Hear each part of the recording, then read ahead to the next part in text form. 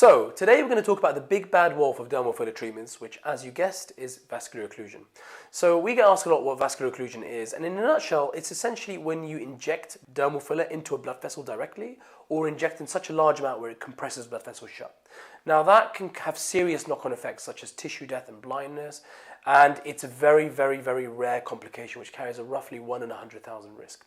Now, there are certain areas that it's more associated with, such as the glabella, which is the frown area, the smile lines, and the nose.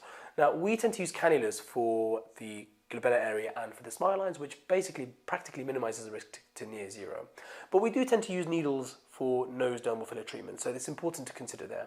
Now, there are certain things that we can do as injectors to mitigate this risk. So knowing the anatomy really well, constantly checking the blood supply, so what we call capillary refill, and also just making sure that we're contactable by clients after treatment. So we check our emails up until midnight every night, just in case the odd inquiry or the odd concern comes through.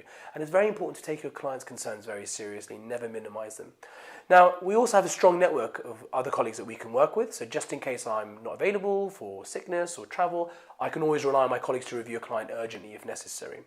Also, there's a very well-known protocol for treating vascular occlusion. That includes heavily dissolving the area, applying warm compression, regular review, referral to a specialist service like plastics, and also oral treatments like aspirin and steroids.